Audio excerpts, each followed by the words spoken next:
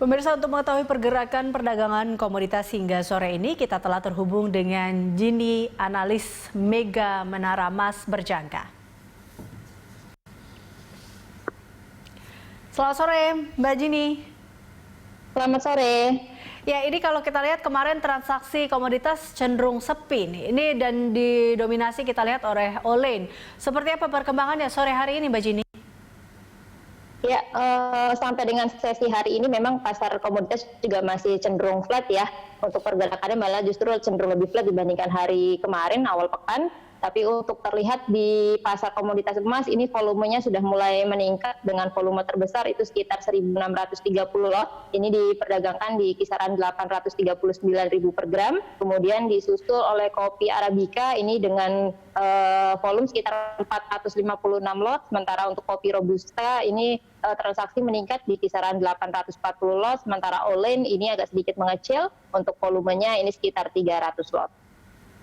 Lalu kita juga lihat di sesi siang kemarin ini kopi Arabica ya melonjak hampir 2 kali lipat dibandingkan transaksi pada Senin kemarin. Ini kalau dilihat hari ini seperti apa pergerakan harga kopi dan bagaimana tentunya peluang untuk besok, Mbak Jini? Ya, untuk si awal pekan kemarin memang di pasar kopi, khususnya untuk pasar kopi Arabica dan Robusta ini mengalami peningkatan signifikan ya. Di pasar ICE Future Exchange sendiri ini mengalami peningkatan sekitar 2%. Ini merespon dari laporan ekspor kopi dari Vietnam. Ini mengalami peningkatan yang cukup signifikan, ini sekitar 2,2%. Jadi ini cenderung meningkatkan peluang di harga komoditas kopi sendiri.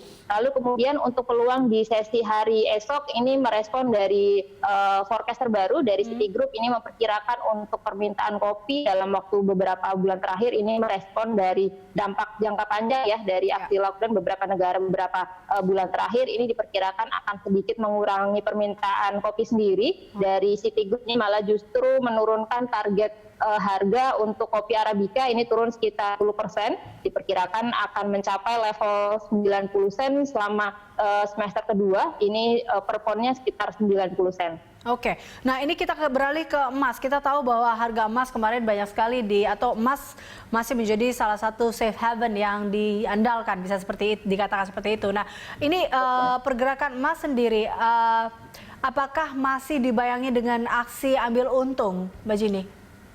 Ya, untuk pasar emas sendiri ini karena terfokus dari jumlah penyebaran kasus COVID-19 ya, yang per hari ini menembus angka 13 juta.